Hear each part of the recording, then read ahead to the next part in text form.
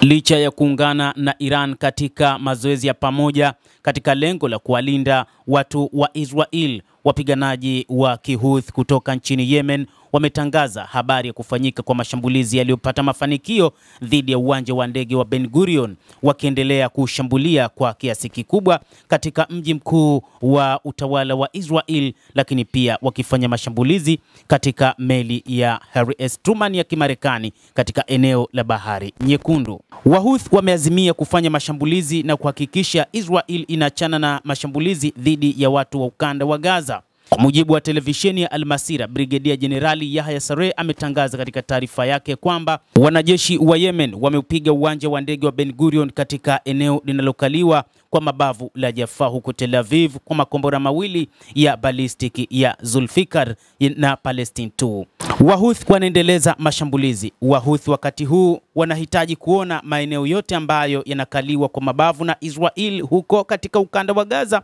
ambayo ni katika milki ya Wapalestina, yanakuwa huru, lakini pia wanahitaji kuona kwamba Israel haiendelei na mapambano yake licha ya rais wa Marekani Bwana Donald Trump kuapa kwamba atapigana na kundi hilo mpaka pale litakapoacha kufanya mashambulizi, kwanza katika ndege zake pamoja na meli zake za kivita na hata zile za kubeba mizigo, lakini pia kuacha kuipiga Israel. Kwa mujibu wa Yahya Saree, anasema vikosi vya jeshi la majini vya makombora na ndege zisizokuwa na rubani vya wa Yemen vimeitwanga pia manuari ya kubebea ndege ya Harry S. Truman ya Marekani na meli nyingine kadhaa zinazoambatana katika operesheni nyingine ya makombora na ndege zisizokuwa na rubani.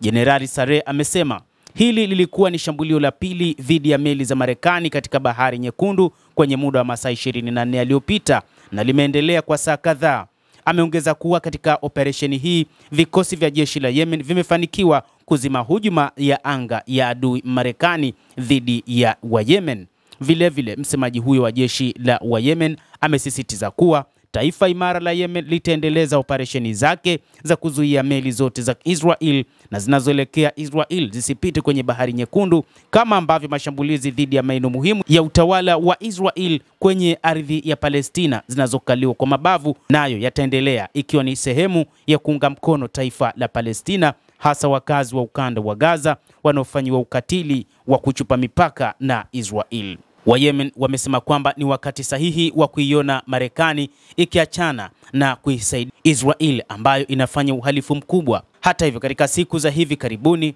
wa Yemen wameweza kufahamu mengi juu ya namna ambavyo Marekani ilienda kufanya mapigano katika nchi ya Palestina katika taifa la wa Yemen, na ni baada ya taarifa nyeti za siri za kijeshi kuhusu kuipiga Yemen kuvuja. Mshauri wa usalama wa taifa wa ikulu ya rais wa Marekani wa White House Michael Waltz alianzisha mazungumzo kupitia mawimbi ya programu ya ujumbe uliosimbwa katika mtandao wa Signal, na kundi lilishiriki mazungumzo hayo lilijumuisha waziri wa ulinzi, mshauri wa usalama wa taifa, waziri wa mambo ya kigeni, mkurugenzi wa ujasusi wa taifa na maafisa wengine wakuu wa serikali ya Marekani, jambo ambalo lilizua gumzo katika siku za hivi karibuni, na kwamba sasa hivi wa Yemen wanajua namna gani ya kudeal na wa Marekani, hasa jeshi lao ambalo